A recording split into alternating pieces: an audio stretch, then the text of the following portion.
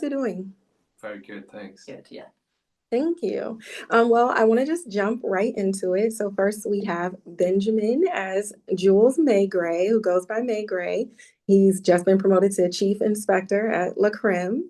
And then we have the lovely Stefanie as Louise Maigret, whose character, despite being a psychiatric nurse, is so empathetic and kind and just home for Maigret.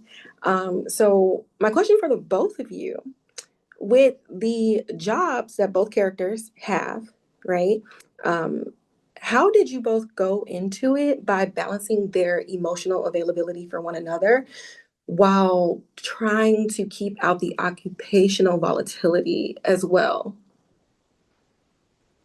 Yeah, I think it's a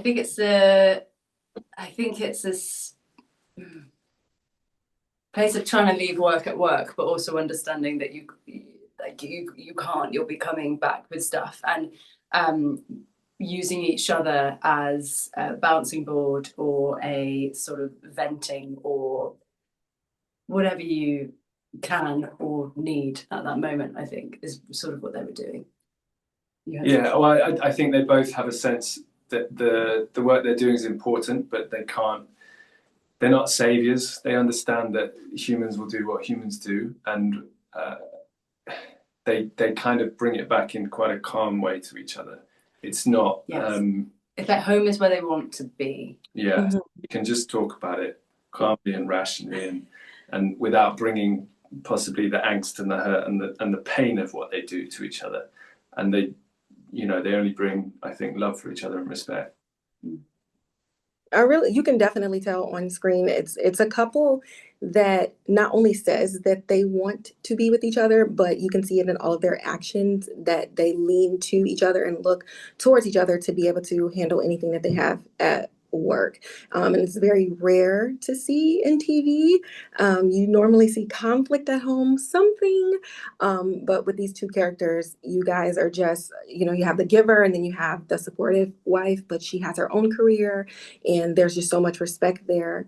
But speaking of giving, Benjamin, Maigret gives so much. He is so empathetic and he has so much grace towards everyone, including the criminals.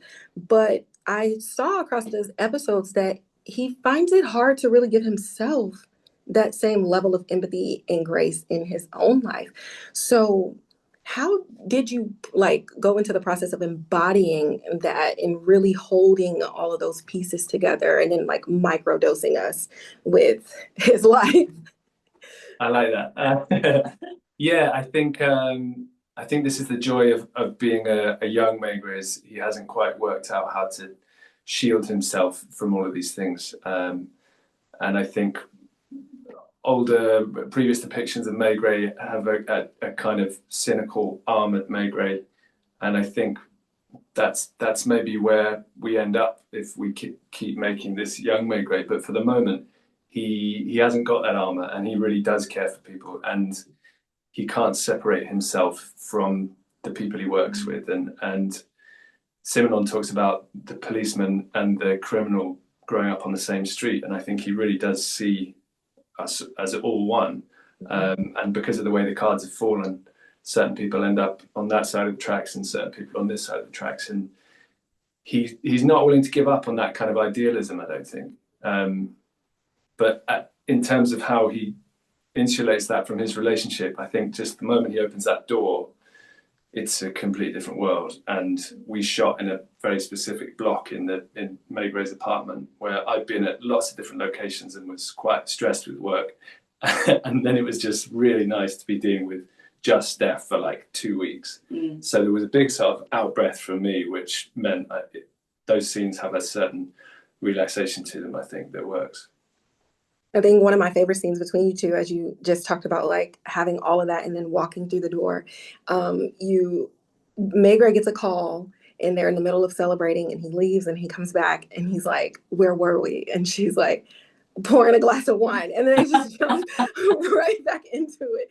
And it's just really speaking to you, Stefanie, your character of Louise, of just the patience. She really seems like a psychiatrist who not only helps patients and preaches her practices, but she might also be in therapy as well because Yeah. she's just embodying so much. So what do you think about that? I know I don't think we've seen her or heard her speak about her own therapy, but just your own backstory and shadow work that you've done for the character. What is your thoughts about her? Well, I think she's so, yeah, interesting that you said that, because I was thinking about that a lot, because I think they both see sort of the light and the dark in people, can understand and love the light and the dark in people. And I don't think she would tolerate being with someone who is constantly leaving if she couldn't really kind of love all of it, and therefore have an understanding of it, and therefore have it in herself. And I think she's definitely gone through some big difficult stuff and looked into the abyss a lot. But yeah, and now is with someone who she knows gets it too, and accepts all of that and loves all of that. And yeah, I did actually think about that a lot when I was doing it. So I was like, how is she just sort of not like flipping out every time when they're doing something really important? And it's because she's sort of, it's a choice. She's aware of it. It's a choice. She has to be of a really high intelligence and self-awareness and awareness of other people in order for that to make sense. Yes. Yeah. And it's so funny with the way like some of the things play out with both of you as a relationship. I was speaking with Patrick and noted how he wrote for Law and Order SVU when it first came out. And you have Detective Stabler, who when he goes home, he pushes his family away from the cases. But when Maigret comes home, he brings Louise into the fold of what's going on. And when he's asking her about her job, the characters bring each other into their lives instead of excluding them. And so I just thought that was really beautifully portrayed by the both of you. And your scenes outside of the crime were just some of my favorite ones. But for my last question, what do you hope fans get from this adaptation with a younger Maigret, a younger team, and just being in that state of change and disruption? I hope it attracts a different audience. I hope it attracts a young audience that can see the value of kind of a slower sort of pace and deeper thinking, a more sort of ruminative approach. I'm talking to myself here because I spend too much time on my phone, and distracted. And the joy of playing Maigret was his focus, and I hope that it has such a lovely pace to it, and its direction and its writing, and it's quite, I'd say, not fashionable to make shows kind of. I don't think it's slow, but everything is very fast, quick car chase action, etc. And I think this really flies in the fashion of that. So I hope people find some sort of depth and calm and emotion in it, if that makes sense. Yeah, it does. Like, it's character driven. Yeah. That's two ways of you can it's like, yeah, you get to see where he goes and like as the eyes of the entire thing, but also it is a real team piece as well. I think it's a real ensemble, and even though I didn't get to shoot with any of the other guys, they're all great and incredible. a lot of different viewpoints and bring a lot of different opinions and energies to it as well, which I think should be really appealing. It's not as much sort of him, Maigret, solitary by himself staring. It's also all of us together. Ben. Okay.